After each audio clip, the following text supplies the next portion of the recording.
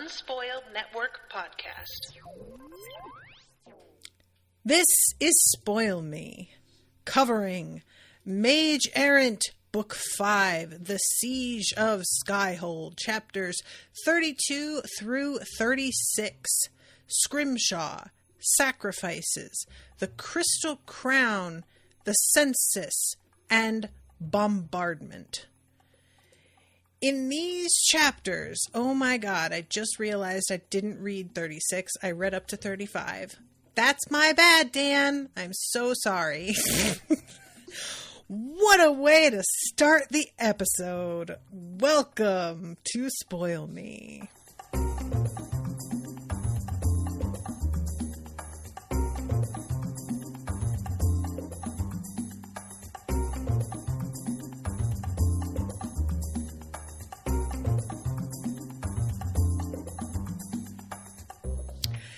Welcome to the show, everyone. I am Natasha. I am so sorry, Dan. I think, and it's sort of funny because I only just saw your comment that you left in the chat of the last episode, in which you said that you kind of overpacked like how many chapters per episode. And I think that's why I stopped at 35, because I was like, surely that's the point I stopped, because that was a lot. And there was one more chapter, kiddos. Oh, that sucks. I'm so sorry. So I'm going to have to really be careful with the next episode to be able to cover that at the same time as the other chapters I meant to read. But for the fun of it, I may read the first few paragraphs of 36 on the air just to see what my reaction is. Scrimshaw, kiddos. I said last time, I'm sure that the skeleton tattoo isn't going to be as bad as I think it is, but it sounds awful. And you know what? It was as bad as I thought it would be.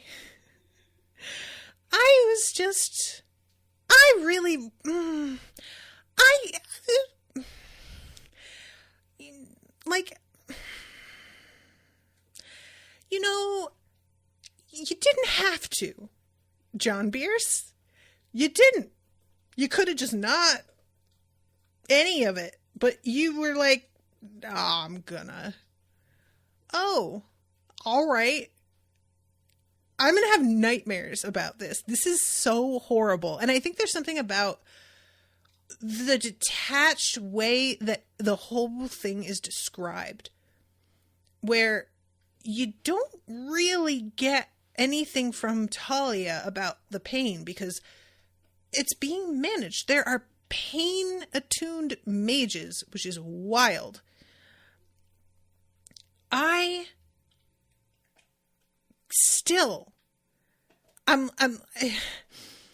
So, okay, full disclosure.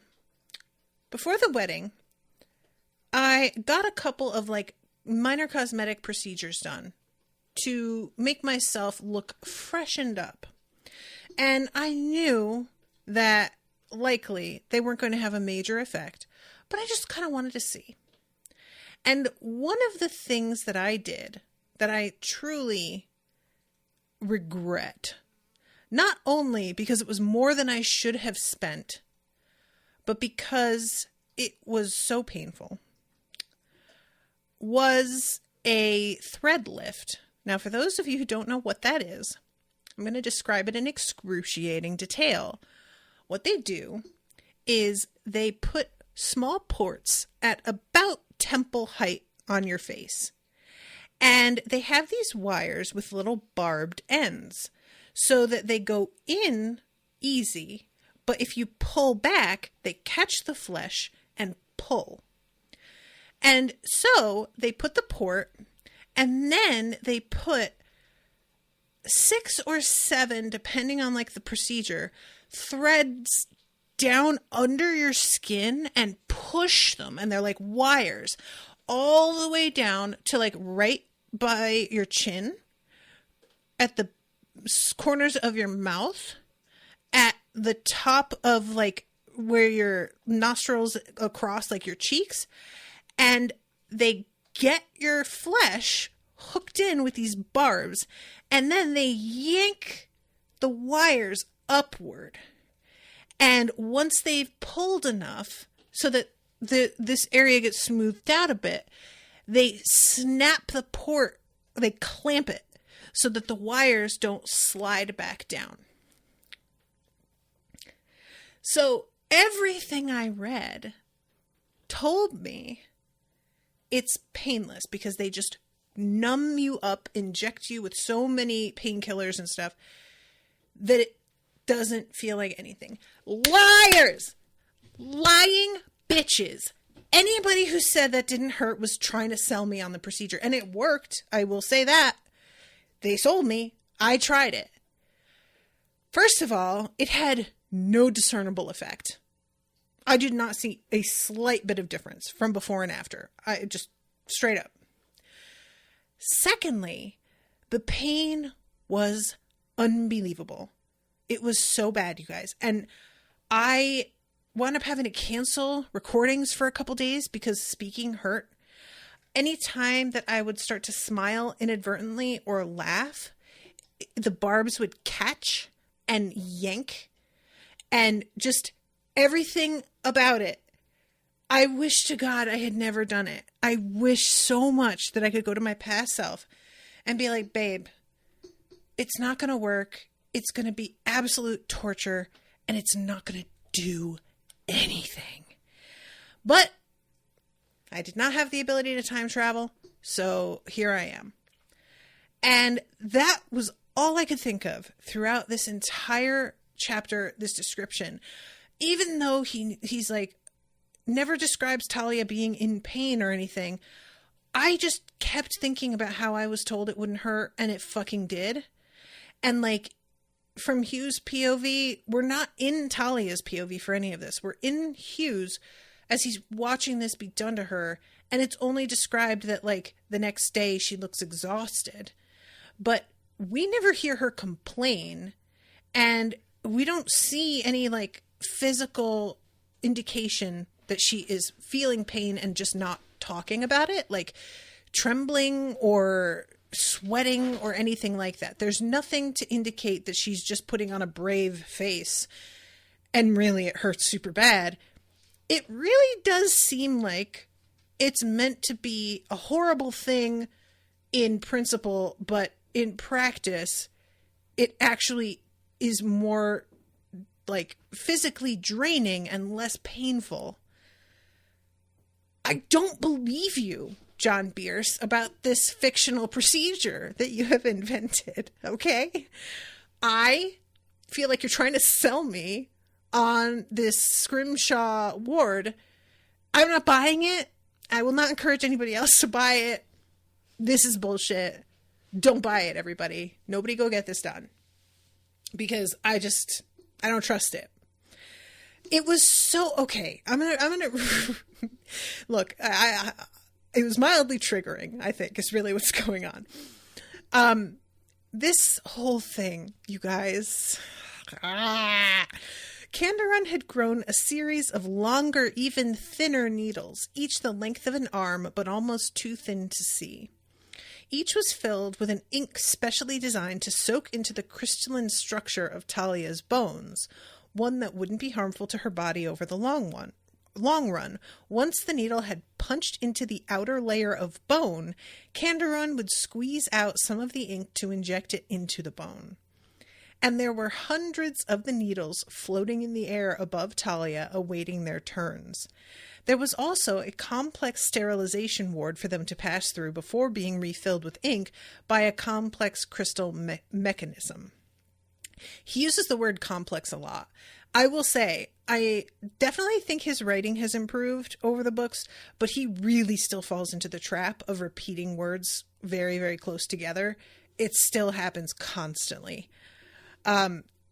There were no less than a dozen healers attending the operation. Not all of them had healing affinities, interestingly. There was a marrow mage to enhance Talia's blood production. Skyhold's only 2 pain mages to make the procedure bearable. It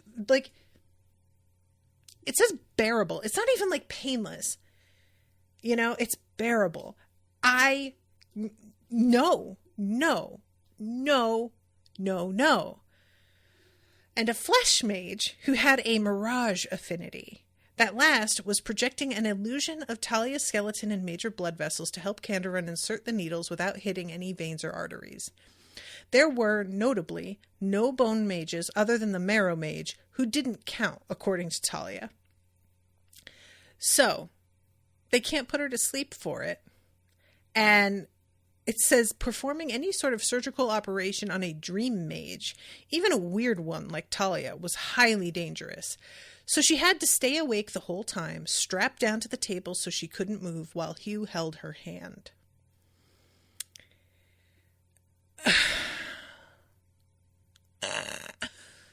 I mean, and it's 7 hours long. My procedure took half an hour, and it was horrifying. I was shaking like a leaf by the end of it and had to sit in my car and calm down for at least 15 minutes before I felt safe enough to start the car and drive. That's how bad it was. 7 hours? What in the fuck? Oh my God. So, and they, they decided not to do it in shifts to get it all done at once. So there are other things that they have to, like the healers are keeping her from getting hungry or having to go pee in order to make sure that she can stay for 7 hours straight, which I agree. If it's like this, one session, yeah, I don't think, even as bad as it is, if I had to go through something like this, I would definitely want it over in one really long, awful session. I couldn't do this for 3.5 hours and then go to bed and wake up knowing I'm facing another 3.5 today. I don't think I could do that. I just get it fucking done, please. So finally they finish. And I like that it says everyone in the room seemed to slump, which I really enjoy that detail because it's clear everybody is so tense. They're doing something that has been unsuccessful in the past. And all of the theory is there to indicate it should be possible. But nobody's done it. And, everybody is just kind of I won't say that they're flying by the seat of their pants. They have a plan, but it's just genuinely new territory. So everybody is a little bit freaked out. And she's told not to push any mana in it tonight or tomorrow, and they will test it the next morning, that she should go eat, and that Hugh is going to be able to skip classes so that he can watch her. And Talia says that she owes Kandaron for this, which is a pretty big deal that she's flat out saying this, and could be sort of binding if Kandaron decides that she wants to make it binding. But instead, Kandaron's yeah, you do owe me. Keep Hugh safe. To which Talia's I was gonna do that anyway. That doesn't feel like payment. And Kandaron's no, it does. You're gonna do it. You better do it. And I was kind of reassured. You guys, I know I've been super suspicious of Kandaron, and I stand by it. But she did win me over in these chapters a little bit more, and we'll get to that. Mostly it all happened in the census. That's the chapter, but we'll get there. So then we go to the test, and she runs a little mana through, and there is a bit of shivering just an inch above her skin, and everybody is oh my God, and it's working. So exciting. So she has to test out all kinds of things, making sure that it stays flexible, making sure that if you touch parts of your body to other parts of your body, that the ward doesn't interfere with itself, and increasing how much power she's using. Which, honestly, I want to know, if it did interfere with itself, then what? What do you do? Can you just delete? What do you do? But we don't have to worry about it. It's fine. And then they start to actually like get testing the way that it works as armor. And it holds up against all of the attacks. But the thing that is sort of like, I won't say it's a disadvantage exactly, because it's not an actual drawback. It's just not adding any benefit. It doesn't increase her weight in any way. So like if she gets hit hard, she still will go flying. It's just that she doesn't get hurt by the hit the same way, which, stone armor is going to help keep you like rooted in place, which is pretty helpful. It also means that she glows up like out from the inside, which apparently getting it to that point like takes more mana than she would likely be using unless she was in a really intense battle. But that sounds like it would be crazy to see somebody glowing from their bones. Like, what even would that look like? That would have to be filtered through all of the muscle and blood. They would have to be like this red, which would be crazy looking. So yeah, everybody is very, very pleased. They name it Scrimshaw Ward, even though her bones have not been actually carved, as Alestin points out. But I think that's a pretty good name. And then we go to chapter 33. And Godric, this is a really interesting thing. And I really like the fact that the way that it's written, Bierce isn't really letting anybody off the hook here. He's just like, he chose to do it, and maybe it was the wrong thing to do, but maybe not. And who knows? And maybe we'll never know if it was the right thing to do, or maybe we'll get information that points one way or the other eventually. As of right now, we're sort of operating in this like interesting gray area. So, what it is that he is doing, he has those enchanted weapons from the Havathi from the fight. There is the steel warhammer, and the other is a shield. It says, let's see, enchanted shield that had been captured from the sacred swordsman years ago with a stone enchantment built into it designed to summon walls of stone, which is pretty cool.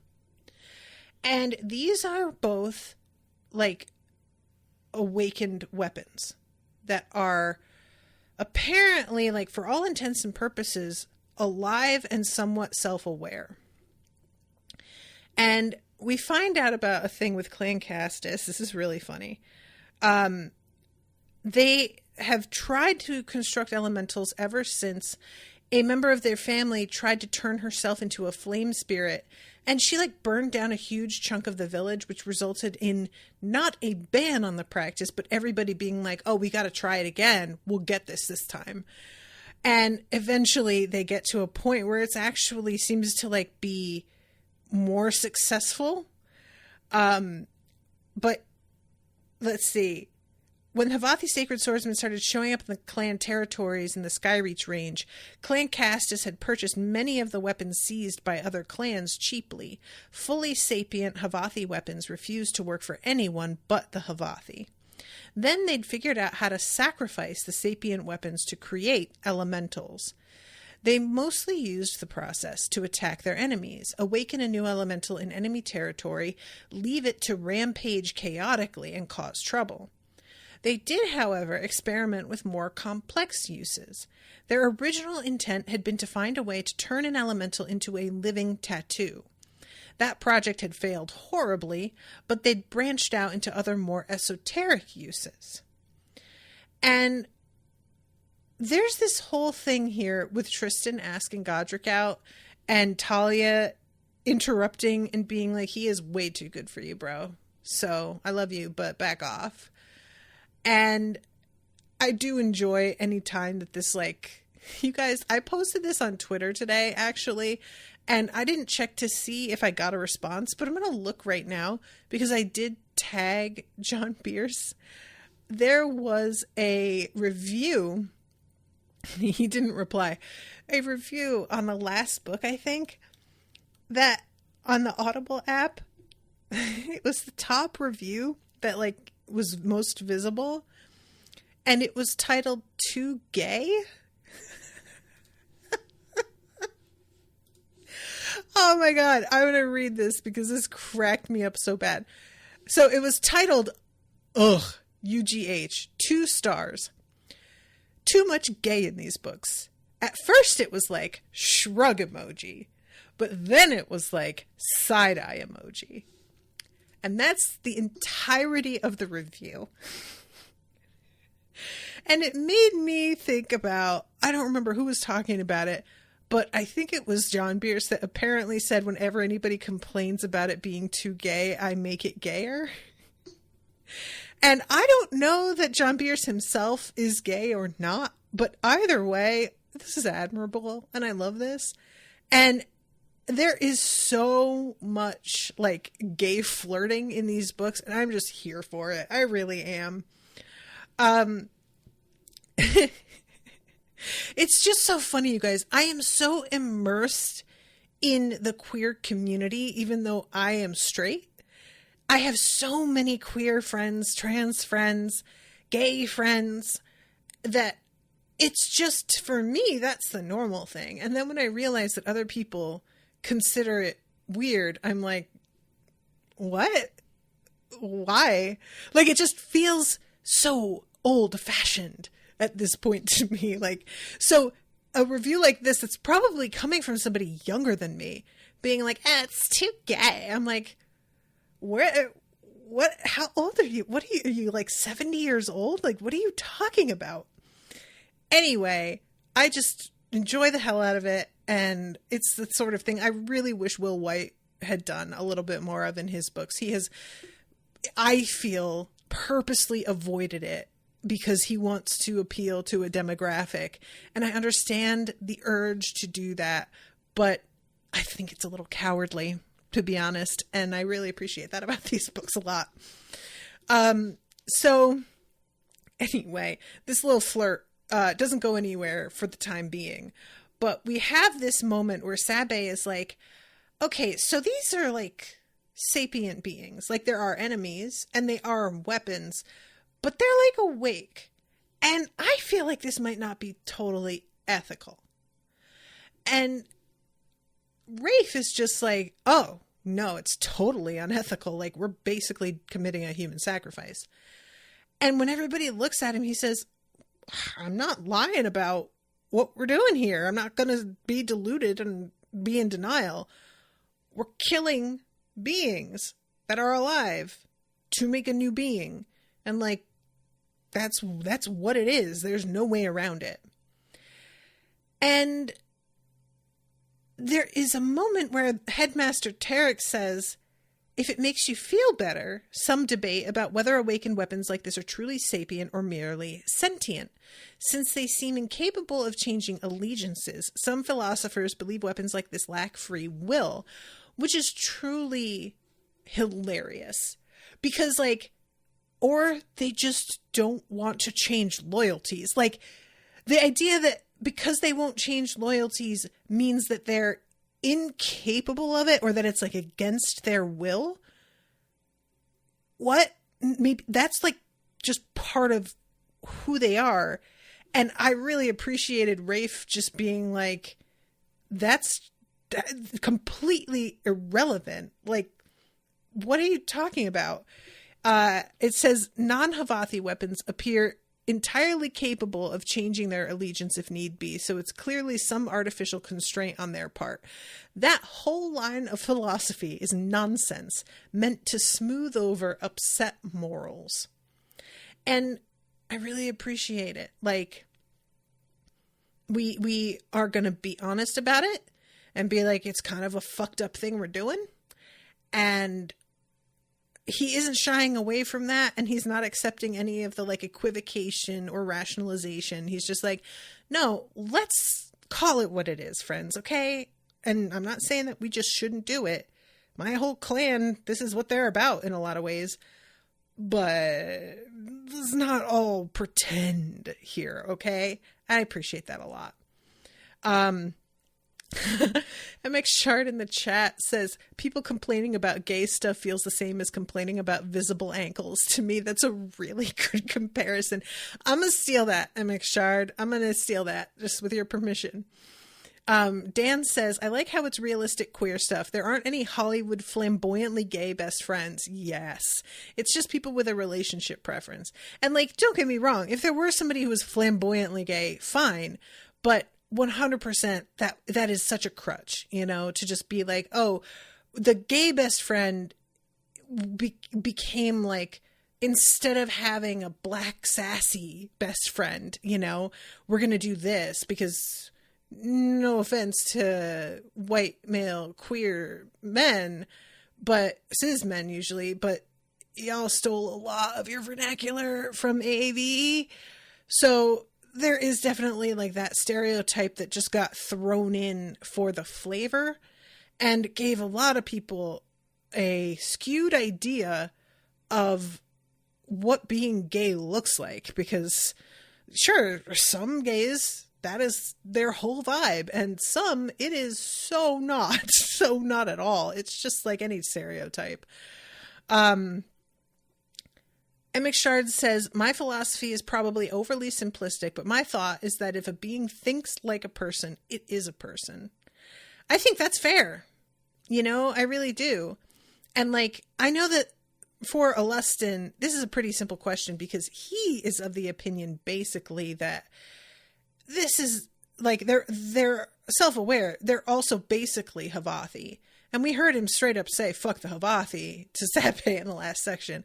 And she's like, so Havathi's civilians being killed is fine? And he's like, yup. But I think that it's just having the conversation is appreciated. So anyway, Tarek says, he says Tarek in the audiobook. If I were reading this, I'd say Tariq. And I don't know if that's it or not, but I'm going with Tarek just because it's what's automatically coming out of my mouth from listening to the books. But I just wanted to mention that. But yeah, he says, I voted we should destroy captured sentient Havathi weapons, not store them. So sacrificing them like this would honestly be a weight off my shoulders. Not, unfortunately, much of a weight, given how many others we've still got stored. And I thought that was pretty interesting. Like, maybe you could do something with all of them, but you're agreeing to a mass sacrifice if you decide that you're going to go that way. And Tariq's, like, he says, doesn't matter to me one way or the other, which, I mean, I guess he's honest. Like, part of me respects that, but yikes. So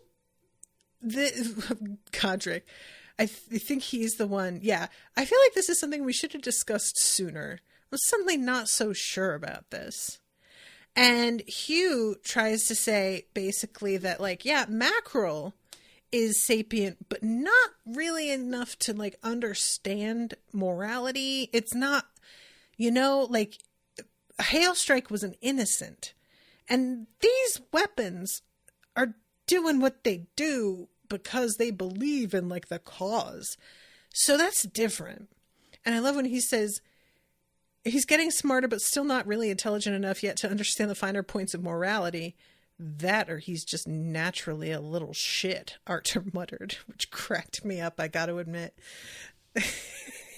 I love creatures that they really ride that line where you're like, maybe he doesn't know better and this is unintentionally hilarious, or maybe he's actively fucking with you because he knows he can get away with it and you're never sure which one.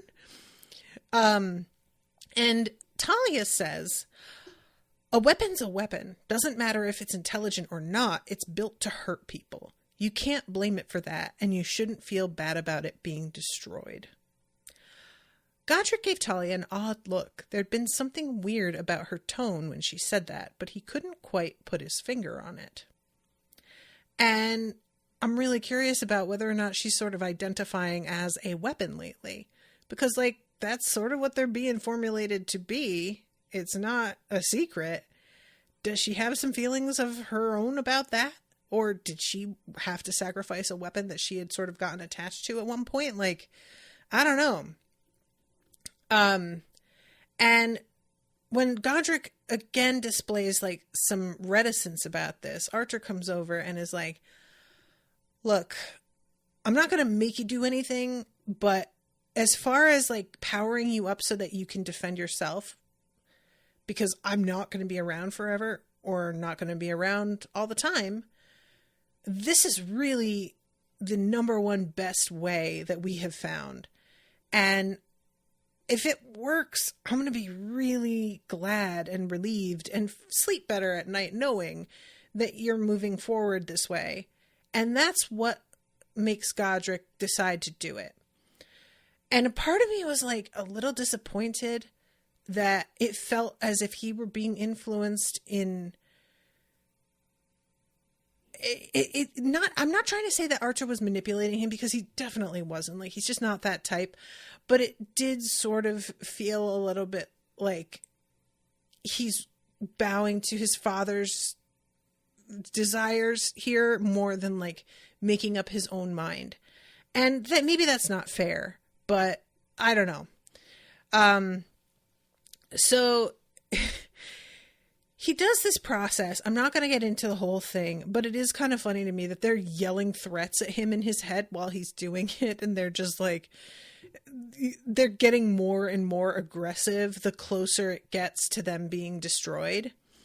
And it says he wasn't trying to create a spirit. He was trying to create an elemental, and he didn't want to preserve any of the sentience of the Havathi enchantment. So his willpower and focus didn't matter at all. And he goes into this and like dissolves the spell forms on them and starts to construct like a whole new thing. And eventually when he's done, the weapons still look exactly the same, except all of the spell forms that had been on them have faded away completely. So Godric and Archer had chosen a variant of the armor for this ritual that allowed the inclusion of steel parts to take advantage of the fact that they had both a stone and steel enchantment available to them. The variant was also a highly versatile one that would be easy to add or modify in the future. Godric carefully, painstakingly constructed the spell form for the variant in his mind's eye. He wouldn't get a second chance, so he couldn't afford to mess up. And just a personal note here. A lesson I have learned the hard way, guys. When you're doing a project, be patient, like really slow down. I can't tell you the number of times that I have fucked something up beyond repair because I was impatient and I just rushed because I wanted the finished product, and it's never worth it. It's always like, why did I waste my time? Because now it's ruined, you know? So anyway, it just reminded me of a couple of different things I've done. So finally, he kind of pulls himself out of this mental state that he had to be in to do this. And he touches the granite sphere between them. He could immediately sense the sphere was not only awake, but aware of him. It didn't react otherwise, though, beyond offering a sense of vague curiosity, which I'm really curious about what this thing is going to become. Like, if it's going to stay at its current level of intelligence, or if it's going to grow like more advanced, you know? So he grasps the sphere and reaches out to it, and the armor builds around him, which in my mind's eye, I'm interpreting it like the Iron Man armor that basically just like formulates around him because the technology in Marvel movies has reached the point of being magic. And there is literal magic in that universe as well, I guess. But, yeah, so he does a levitation cantrip and it just like floats right up into the air. He began fashioning more and more spell forms, a stone sculpting, light, steel reinforcement. The newly formed elemental was in effect his armor spell form, meaning he didn't need to expend willpower or space in his mind's eye to construct it. And he keeps doing all kinds of different things, and it works with all of them, which sounds wild to me. The elemental also refused to work for anyone else. Godric wasn't pacted to it. Rather, the elemental simply ignored everyone else's existence. which, that's convenient. Damn. You know, even if he loses this, it's not like somebody else could just grab it and put it on. Or, I don't know, maybe they can and there's just a way we haven't seen yet, but that sounds pretty good. And then it says, the elemental was actually able to provide some of the mana. It had its own mana reservoirs and was capable of drawing from the ether and converting it. The reservoirs were still small, but even that little extra would be a huge advantage, and it would only grow over time. Which, that is so cool. So, yeah, this works really well, and it's a big step forward, and will potentially, as time passes, grow more and more powerful, and maybe, you know, be on par with his dad's armor eventually. And they have a conversation here as Talia is talking about how, like, doesn't it seem like we're all kind of rushing forward, like, with our abilities? And Tarek is like, you're entering the rank of Archmage, and doing new shit is kind of like the thing. And they talk for a while about what it means to be an Archmage. And Archer ends the combo with, like, Canderon would say, if you say you're an Archmage and you can back it up, you're an Archmage. That's it.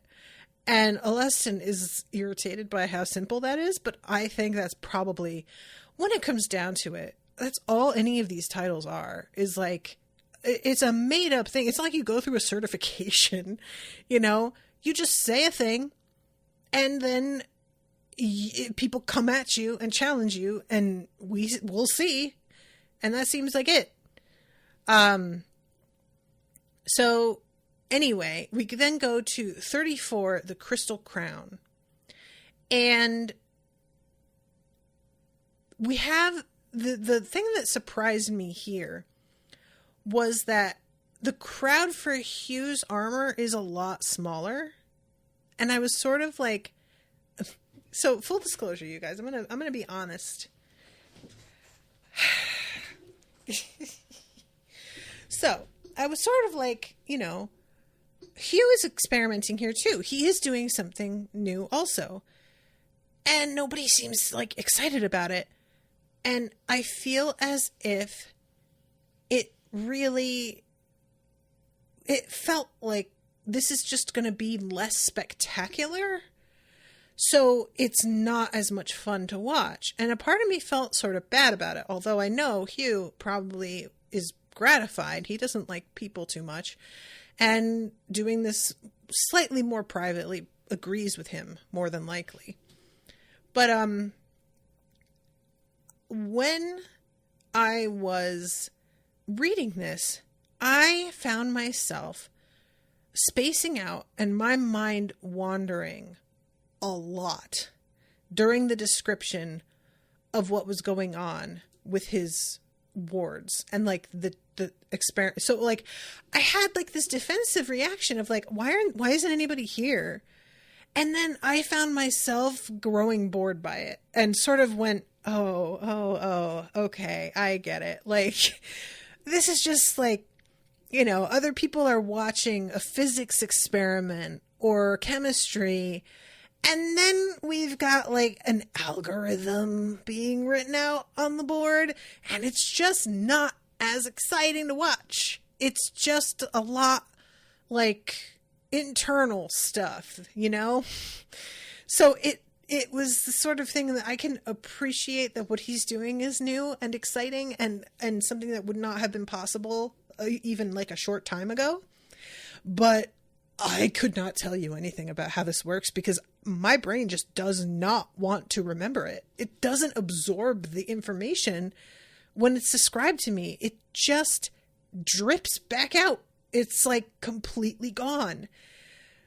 So I'm going to get there in a second, but I just wanted to start off talking about that. There is a moment here where they're talking, there's a message that comes in, and Alestin says, one of our librarians embedded in Alikia reported Dorsus Ine just resurfaced in the far north, sees the port of Arson's slate.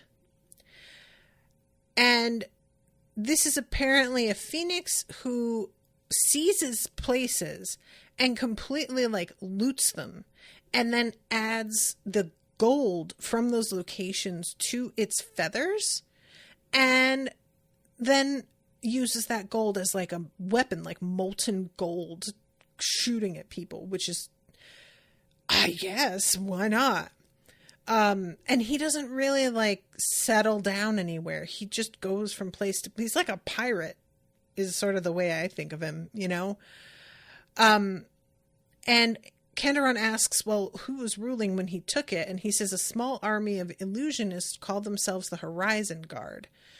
Dorsus Inne simply destroyed a fifth of the city rather than try and see through their illusions and hunt them down. At least 8,000 dead. Another 10,000 homeless from the resulting fires. And Kandaron says, I'm going to take care of that bitch someday.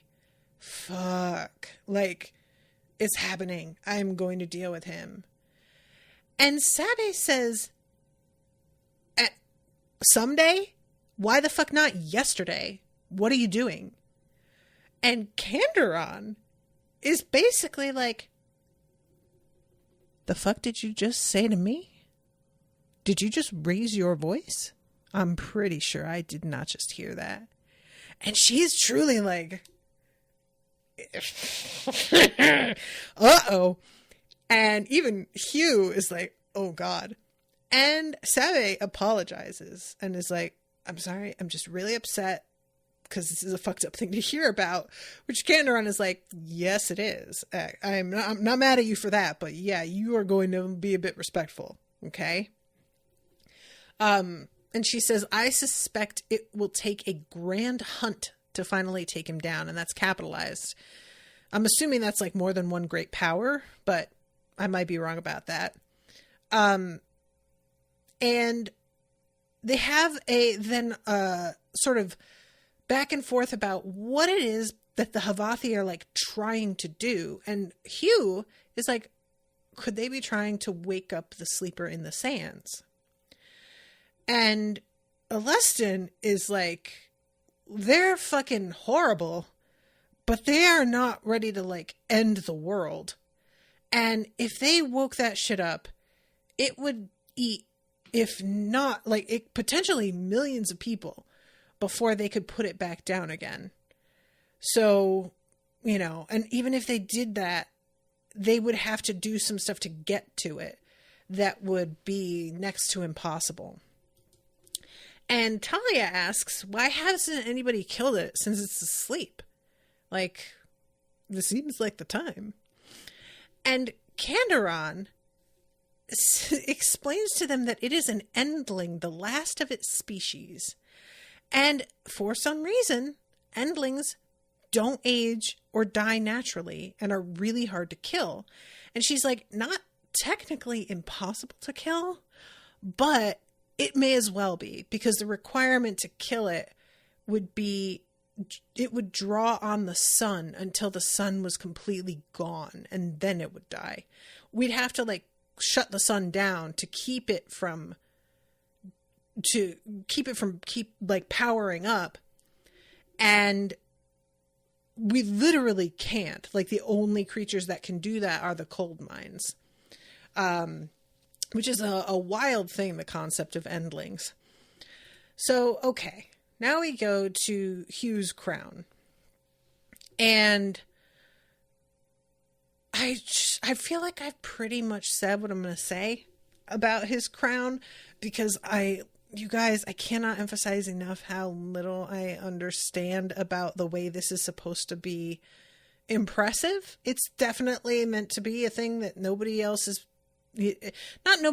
tried. Like, clearly this comes from somewhere, but it's supposed to be impossible, and he manages to do it. And I love Lorna. This is boring. Let's test what we came here to test. So he can spread the like protective area around himself by like 20 feet. At 50 feet, his mana reservoir started to empty faster. And let's see, I'm trying to find the spot because it keeps jumping. Oh yeah, okay. So he'd wanted to develop his actual ward skills as much as possible without using his will imbuing, for fear that it would become a crutch for him over the long term, lowering the ceiling on his ability as a ward crafter. I'm sure that's a concern. I don't really get why. And I'll be honest, guys, this is the sort of thing that, like, while I feel it would probably be interesting to truly understand it, I don't really need to know, I'll just accept it. I don't need an explanation. I'm just going to trust that this has been worked out by John Bierce. It sounds like it makes sense in the way that anything I don't understand but trust works like a computer sounds like it makes sense. So anyway, he pushed into the least mana-intensive set of spell forms. He'd stumbled across them last fall and hadn't thought too much of them at the time. And the ability to alter the function of one of your wards with just your will, not with complex spell forms, was a useful one, and some of those ward crafters had developed spell forms to increase their control and ease of imbuing. Hugh had mostly forgotten about them until he started work on this project. So this is where it's like about the imbuing and that he doesn't want to rely on that. So the obligatory testing went almost perfectly. Their months of checking and double checking their designs had paid off in spades. There was a few mana inefficiencies to be ironed out, and a curious tendency of the wards to refuse to coalesce in 5 crystal formations, though 4 and 6 crystal formations worked fine. I thought that was interesting. I don't know if that's significant at all, but I'm just sort of curious about it. And let's see. Hugh could alter the properties and sizes of the wards with a thought, letting some materials pass through but not others, or some people and not others. Which, honestly, is really dope. Like, that sounds so useful. Soon he had actually formed it into armor, a dozen fist-sized crystals orbiting him, another dozen hovering near each of his major limb joints. Yet another dozen formed a slowly rotating halo behind his head, ready to be thrown about and assembled into wards away from his person. And not that he'd admit it out loud, the halo of crystals looked really cool. That sounds crazy looking. I really like this idea. Kandaron decides to name it the Storm Ward's Crown. And I'm like, yeah, for sure. Come on. Yeah, that's the name. So then we go into chapter 35. And this is wild. There's a whole thing here where she has forgotten her own birthday yet again. Is she a Jehovah's Witness? Like, what is this? Why does she keep not paying attention to it? Hugh is like, have you forgotten your birthday before? And she doesn't answer. And I'm like, are you avoiding it because you're like upset you were born? Or did your mom make you feel bad about being born to the point that you don't want to acknowledge it? Like, what's up? But anyway, they all give her books, and I really enjoy that Talia's is romance novels that make her turn bright red. And let's see, she asks Hugh if he can set up a meeting with Kandaron, because he has told Kandaron about what her ultimate goals are, which I was sort of surprised he did, because basically it feels like Sabe will ultimately be working against Kandaron. But Kandaron is still... So we have the meeting between the two of them. And when she says, so you want to overthrow the political system of an entire continent, Sabe's like, well, you're making it sound fucking crazy. Kandaron says, well, it does sound crazy when I say it to myself. I've been working on this for 4 centuries. So she's putting herself on Sabe's side. Now, here's my issue. Is that I've been sort of treating the great powers like billionaires. And I really believe that if you are one, you can't fight them. you're one of them. I understand that in this universe, because of the way being a billionaire works versus a great power, you can't just undo it. Like if you're a billionaire and you just decide, well, maybe this shouldn't be how the world is, you can give away a bunch of your money and now you're not a billionaire anymore and you've done something. A great power, I'm assuming, can't just give power away and even things out. I don't know. Maybe she can and she's not, but I don't know. So I know that putting her in that sort of category isn't fair, but I just kept side-eyeing Candoron in this section about how she was like acting as if she isn't part of the overall thing that Sabe is trying to fight. Like, you're not separate from it. I get that you are allegedly fighting for the same cause.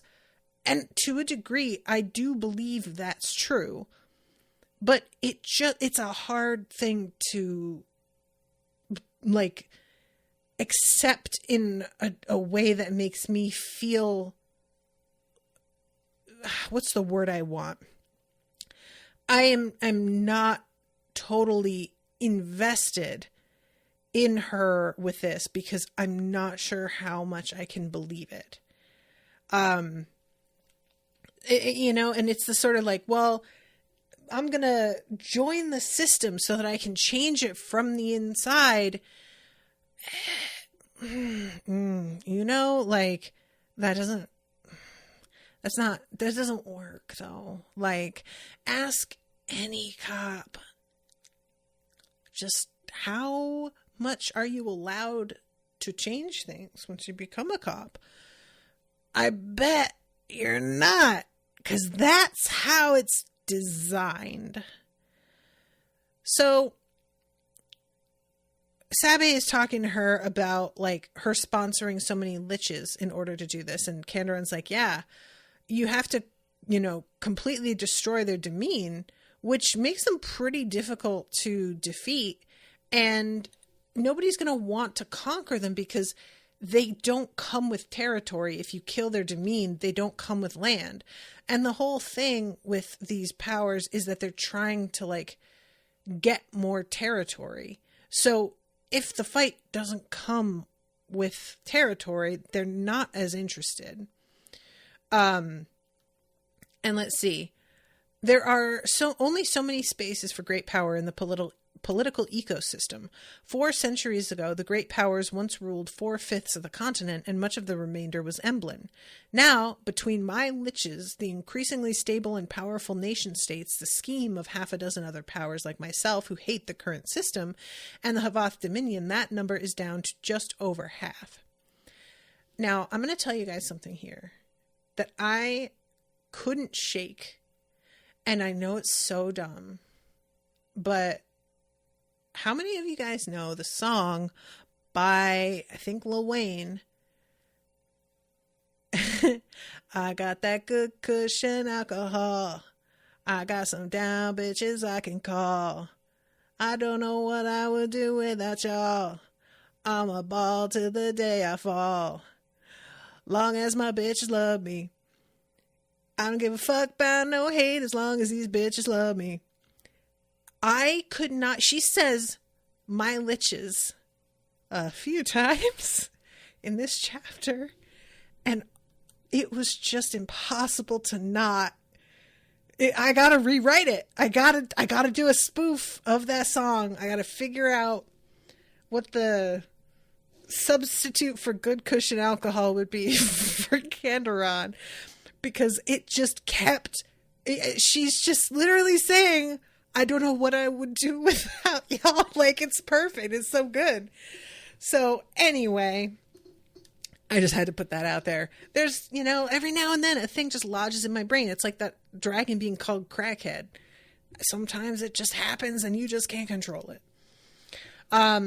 So at this point, Sabe asks, so why do you hate empires? And Candoron is like, because the whole point of them is give me more stuff, give me more land, give me more wealth, give me more resources. And they are never satisfied. Like, the nature of them is to constantly strive and never be content with what's there. And because it's always striving, it's all about, well, can you take it? Are you strong enough to take it? If you can, then you get to have it. And that's the only justification you need, is simply that I was stronger and that's how it works, which is a fucked up justification. Like, that doesn't even make any sense, really. And then she is starting, this is fucking straight up the United States.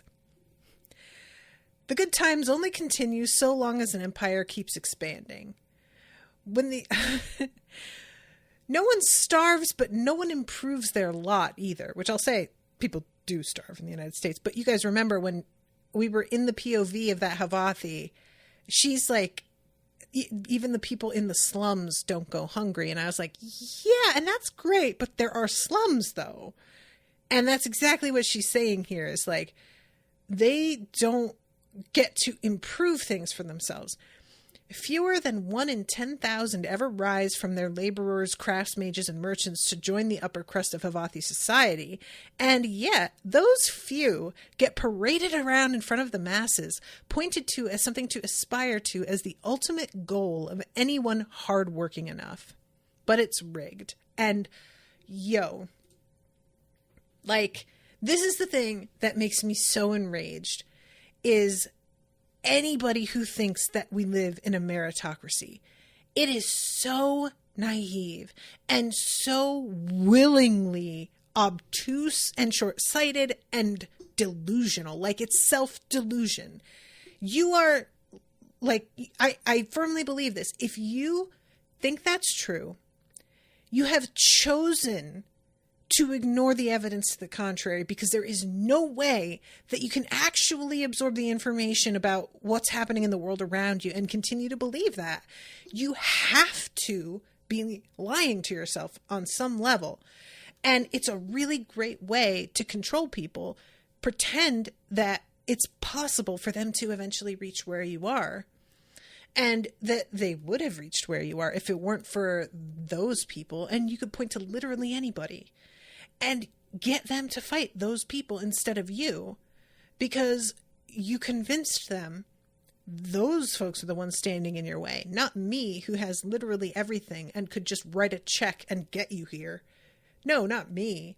Because how could you appreciate it if I just gave it to you? You have to work for it because of reasons. You suck 1,000 dicks. Like, it's such bullshit. Just give people the money to own a home and buy food and pay for their heat and electricity. Just do that. But no, because we have to earn a living. Why? The whole reason that we have created society was allegedly to improve the lives of humanity. But we have just decided some people get the advantages that we have reached by improving technology, medical advancements. Some people get those and some don't. And guess what determines whether you get them? It's always money. It's never, ever not been money. And yet we're acting like we've come such a long way. No, we're the same fucking dumb society that is just does not care about the poor as long as we can wring them dry for all the labor they're worth. And I just want to know, at what point do the people on top have enough and stop? And the point is, they just never do. They're never done. It's never enough. It's just not. Like, it's an illness. It really is. I feel like if you have above a certain threshold of wealth and you aren't actively giving as much of it away as you can, there's something wrong with you. Fundamentally, you are fucked up in the head. Something broke. Because I can't imagine, you guys, these people have billions of dollars. Billions. Can you imagine? You could set up an entire town full of people, like, for life. And that's 0.25% of your wealth. If I were to inherit tomorrow, let's say $100,000, which is nothing, but let's just say I would easily be giving away 30% of it. Because you better believe I'm giving a bunch of money to Rashawn. I'm giving a bunch of money to my mom. I'm giving a bunch of money to Cam, who's dealing with 1 million surgeries. Like, that would just be my immediate instinct is I now can help. Because that's how my fucking mind works. But if you reach a point and that's just not where your brain goes anymore, you short-circuited somewhere. Something's wrong. Because it's like, why not when it doesn't cost you anything in any real way? But anyway,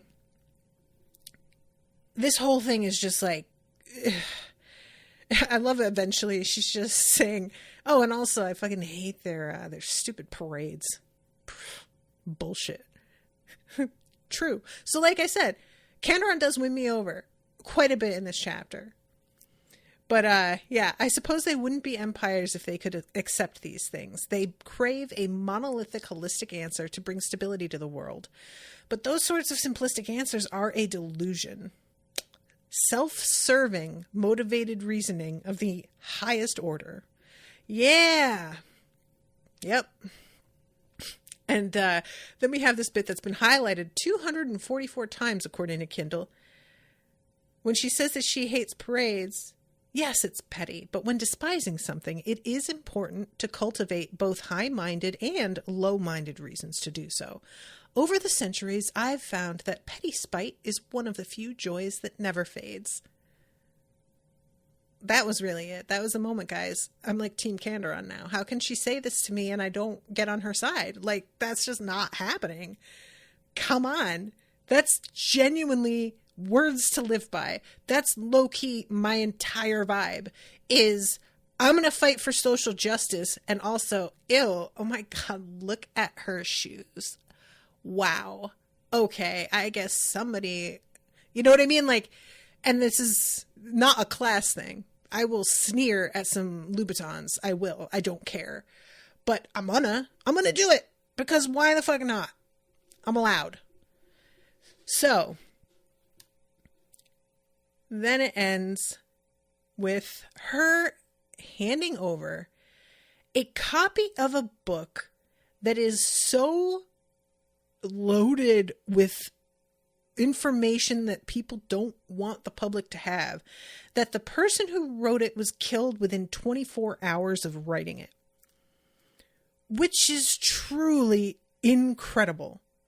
And Candoron says that it's the most complete copy and that she's also added notes of her own. And Sabe drops it and like screams at first when she realizes what it is. And Candoron is like, okay, 1, you need to calm down. It doesn't bite. 2, yeah, I know. People would want you dead if they knew you had it. Well, don't fucking tell them then. It's not hard, bitch. Just shut the fuck up and read it and then just keep it to yourself and problem solved. I don't know why you're acting like this is insurmountable.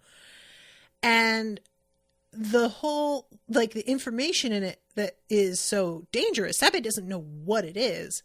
She just knows that it was considered that powerful. And Candoron's like, yeah, it's a book. And people were being killed for it. Like everybody who knew him was killed. Which really goes to show, shit must be fragile as fuck if this info gets out. And I'm like, is this a book on critical race theory? Because I know a lot of people who would have a very strong reaction to this book being handed out. I'm sorry, I had to. I just had to, okay? But anyway, so Sabe, it's like, first of all, not that long a book. That's the part that's sort of blowing her away, is that she reads it twice and is just like, this is it? Really? And she says, if it's your goal, why haven't you acted on it? Again, we don't know what it is though. We don't have any info on the like actual content. And Candoron says, because it may result in the rise of an empire that's worse. Like, the point is to improve things. And sometimes if you just create a power vacuum, a worse thing shows up. And I don't want to risk it. I want to make sure shit is set up. And Sabe says, I'll keep my mouth shut, but I almost wish you hadn't shown me. And then all of a sudden, Kandarin's eyes get that, like, it's described as her eyes turn to slits, her pupils, I think. But I imagined it like when a cat sees something and their pupils dilate really big and it's like, oh, game on. And she throws the book onto the shelf, and Sabe for a second is like, oh my God, did I piss her off by saying, like, I wish that you hadn't shown me this book? But then she grabs both Sabe and Hugh and takes off with them on her back and is like, hold on, kids. And that's where I stopped reading, because it just felt like the right spot. And look at me. I'm like 10 minutes over time, and I didn't even get to 36 yet. So low-key, not that sorry. Just saying. Sorry, Dan, but also not sorry. Dan,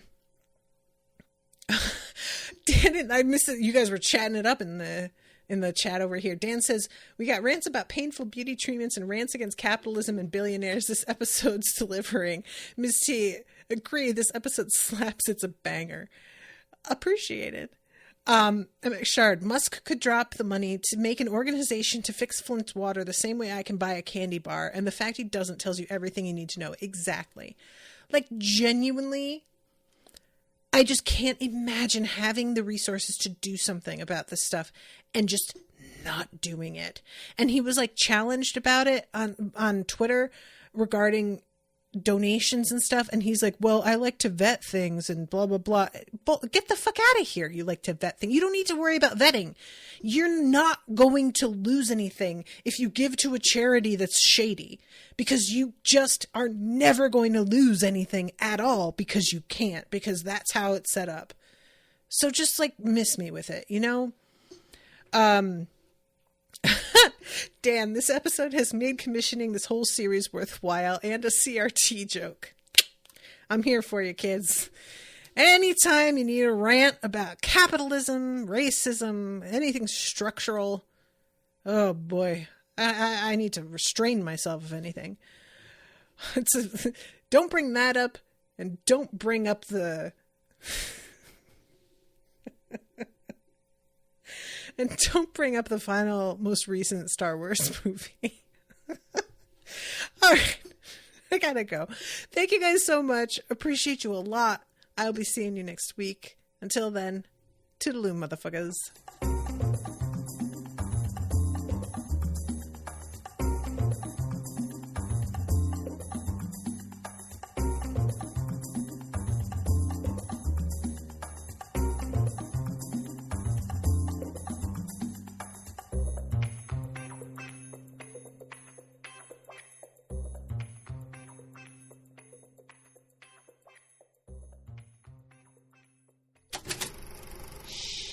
That was an Unspoiled Network podcast.